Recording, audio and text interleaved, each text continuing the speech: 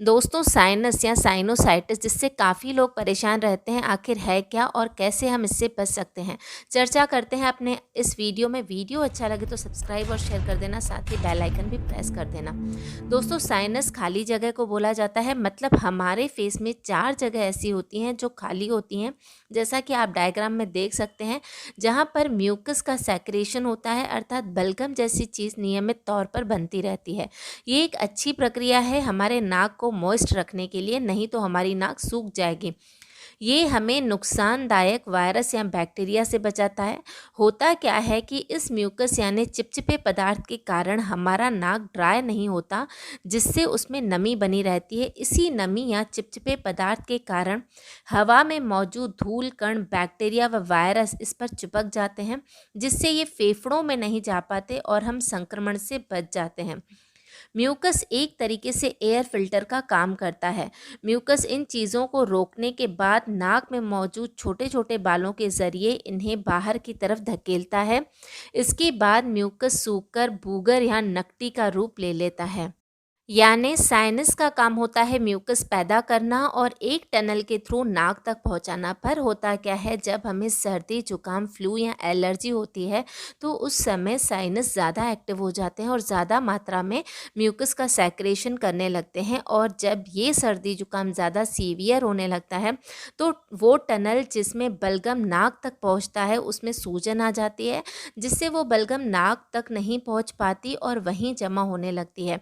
अब म्यूकस लगातार प्रोड्यूस भी होता जा रहा है और वो वहाँ से निकल भी नहीं पा रहा है, जिसकी वजह से उस स्थान पर प्रेशर क्रिएट होने लगता है और जिसकी वजह से सर दर्द, बुखार, बेचैनी, सांस लेने में दिक्कत जैसी समस्याएं देखने को मिलती हैं। इसके साथ साथ अगर हम कोई गंदा कपड़ा नाक के लिए इस्तेमाल कर रहे हैं या धूल मिट्टी हमारी नाक में जा रही है तो ये उसमें उपस्थित बैक्टीरिया इस म्यूकस में जाकर उसमें इन्फेक्शन फैलाते हैं, जिससे साइनस की समस्या और भी ज़्यादा बढ़ जाती है। हालांकि साइनस प्रॉब्लम होने की और भी वजह हैं, जैसे नेज़ल पॉलिप्स होना या नाक की हड्डी टेढ़ी हो जाना। नेज़ल पॉलिप्स में नाक के अंदर मांस बढ़ने लगता है, जिससे म्यूकस के निकलने का रास्ता बंद हो जाता है। नाक में मांस बढ़ने का कोई एक कारण नहीं है, इसके बहुत कारण हो सकते हैं, जैसे अस्थमा का लगातार बहुत समय तक बने रहना, किसी चीज़ के प्रति एलर्जी होना जैसे धूल मिट्टी आदि, लगातार बहुत समय तक सर्दी जुकाम रहना। इसीलिए नेज़ल पॉलिप्स की सर्जरी करने के बाद भी पॉलिप्स वापस बन जाते हैं, क्योंकि वो किसी एलर्जी की वजह से हो रहे हैं। जब तक कि इस एलर्जी का इलाज नहीं किया जाता है तब तक पॉलिप्स वापस भी आ सकते हैं। दूसरा, अगर नाक की टेढ़ी हड्डी की वजह से साइनस की प्रॉब्लम होती है तो वो ऑपरेशन से उसका इलाज किया जा सकता है। अब समझते हैं कि साइनस कितने तरीके का होता है। तो साइनस के 4 प्रकार हैं। पहला है एक्यूट साइनस। एक्यूट साइनस वो होता है जिसमें साइनस थोड़े ही समय तक रहता है और मोस्टली लोगों को यही साइनस होता है और इसे घरेलू उपचार से ठीक किया जा सकता है। दूसरा है सब एक्यूट साइनस, जो 4 से 12 हफ्ते तक चलता है, जिसमें इन्फेक्शन काफ़ी बढ़ जाता है। तीसरा है क्रॉनिक साइनस इन्फेक्शन। इस स्थिति में साइनस 12 हफ्तों से भी ज़्यादा रहता है। इस स्थिति में आपको एक अच्छे ट्रीटमेंट की ज़रूरत होती है। और चौथा है रिकरेंट साइनोसाइटिस। इसमें आपको एक ही साल में काफ़ी बार साइनस की प्रॉब्लम हो सकती है। अब जानते हैं कि आखिर साइनस का इलाज क्या है। साइनस एक ऐसी बीमारी है जो खुद नहीं होती, अर्थात जब हमें कोई और बीमारी होती है तो ही हमें साइनस होता है, जैसे सर्दी जुकाम, नाक की हड्डी बढ़ना, एलर्जी होना, नेज़ल पॉलिप्स होना। तो हमें साइनस न हो, इसके लिए हमें ये बीमारियां न हो वो ध्यान रखना पड़ेगा।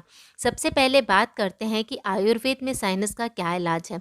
तो भस्त्रिका, कपालभाति और अनुलोम विलोम 10 से 15 मिनट तक डेली करना चाहिए। अणु तेल या सरसों का तेल 4-4 बूंदें सुबह शाम नाक में डालनी चाहिए। ठंडी, खट्टी और तली भुनी चीज़ें ना खाएं। ठंडा पानी पीने से बचें। जल निधि और सूत्र निधि भी अगर किसी को आती है तो वो कर सकते हैं। उंगलियों के टो पर दबाने से भी आराम मिलता है। 100 ग्राम बादाम, 20 ग्राम काली मिर्च, 50 ग्राम देसी खांड का पाउडर बनाकर एक एक चम्मच रात को दूध के साथ लेने से भी काफ़ी फ़ायदा होता है। अब बात करते हैं कि एलोपैथी में इसका क्या इलाज है। सबसे पहले तो स्टीम एक दिन में 3 से 4 बार लेने से काफ़ी फ़ायदा होता है। स्टीम टॉवल को कवर कर कर लेने से ज़्यादा फ़ायदा होता है। लगातार 3-4 दिन ऐसा करें।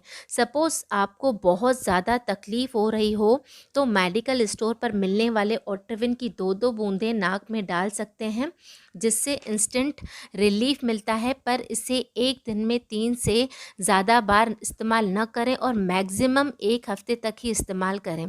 ज़्यादा तकलीफ़ न होने पर इसका इस्तेमाल ना करें तो ज़्यादा सही रहता है। ये सूजन को कम करता है, जिससे हमारी बंद नाक खुल जाती है और हमें आराम मिल जाता है। दूसरा है सोडियम क्लोराइड नेज़ल सॉल्यूशन, जिसे सलाइन ड्रॉप भी कहते हैं। ये नमक पानी की तरह ही होता है, जिसके साइड इफ़ेक्ट न के बराबर हैं। इसीलिए छोटे बच्चों में भी ये प्रिस्क्राइब किया जाता है। ये म्यूकस को पतला करके बाहर निकालने में मदद करता है।